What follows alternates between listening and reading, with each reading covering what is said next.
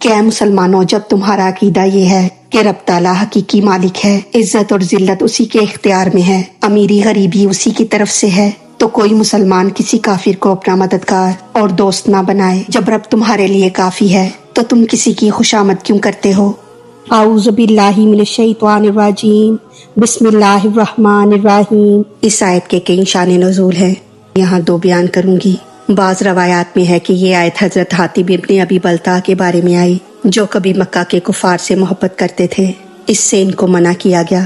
بعض روایات میں ہے کہ یہ آیت عبداللہ ابن ابی منافق اور اس کے ساتھیوں کے بارے میں آئی، جو مشرکین سے محبت رکھتے تھے اور ان کو مسلمانوں کی خفیہ خبریں پہنچاتے تھے، اس سے منع فرمایا گیا۔ تفسیر: لا نہ یتخذ البنائے مؤمنون المؤمن، کافرین کافروں کو، اولیاء دوست، من دون العلاوہ یا چھوڑ کر، مؤمنین مومنوں کو، مؤمنون سے سارے مسلمان مراد ہیں اور کافرین سے سارے کافر مراد ہیں، یعنی مسلمان کافروں کو دوست یا مددگار نہ بنائیں اور ان کے پچھلے تعلقات کا لحاظ نہ کرتے ہوئے ان کے موجودہ کفر کا اعتبار کریں۔ اولیاء کے معنی ہیں دوست یا مددگار، یعنی مسلمانوں کو چھوڑ کر یا مسلمانوں کے سوا کافروں کو دوست نہ بناؤ، یعنی مسلمانوں کے مقابل کفار کو دوست نہ بناؤ کہ ان کی مدد لے کر مسلمانوں کو تباہ کرو اور مسلمانوں کے خفیہ راز کفار تک پہنچاؤ۔ مگر معاملات کی حد تک دوستی جائز ہے کہ نبی کریم صلی اللہ علیہ وآلہ وسلم نے کفار سے لین دین کے معاملات کیے ہیں۔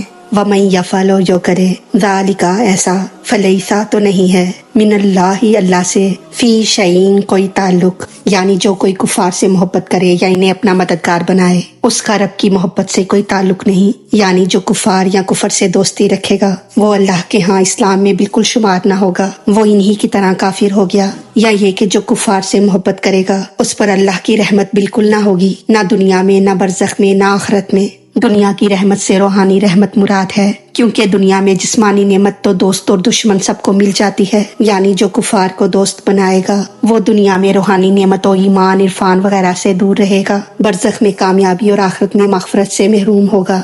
اللہ سوائے ان کے تتقوا بچاؤ کرو، منہم ان سے، تقاہ بچاؤ کرنا، یعنی کفار کو کبھی کسی حال میں کسی غرض کے لیے دوست نہ بناؤ، سوائے اس صورت میں جب تم ان سے ڈرو یا تمہیں ان سے کوئی خوف ہو، تب منہ سے ظاہری نرمی کر سکتے ہو۔ اس جملے کی تین تفسیریں ہیں۔ ایک یہ کہ کفار کو مددگار نہ بناؤ، مگر جب تمہیں ان سے اندیشہ ہو تو بعض کفار کے مقابلے میں بعض دوسرے کفار سے مدد لے سکتے ہو۔ دوسرا یہ کہ قوم کفار کو دوست نہ بناؤ، مگر جب تمہیں ان سے خطرہ ہو تو ان سے ظاہری دوستی کر سکتے ہو، مگر دل میں ان کی طرف میلان نہ ہو۔ تیسرا یہ کہ کفار سے مذہبی دوستی نہ کرو، کہ ان کے مذہب سے محبت نہ کرو، مگر جب تمہیں ان سے خطرہ ہو تو منہ سے کفر کہہ سکتے ہو، مگر شرط یہ ہے کہ دل میں ایمان رہے۔ دوسری شرط یہ ہے کہ بقدر ضرورت کفر کہا جائے اور چاہیے کہ موقع پاتے ہی وہاں سے نکل جائے، مگر خبردار پھر بھی ان سے دلی محبت نہ کرنا۔ وَيُحَذِّرُكُمُ اللَّهُ، اور ڈراتا ہے تم کو اللہ تعالیٰ، نفسہ اپنی ذات سے، یعنی رب تعالیٰ تمہیں اپنے عذاب سے ڈراتا ہے۔ وَإِلَى اللَّهِ، اور اللہ ہی کی طرف، مصیر لوٹ جانا ہے،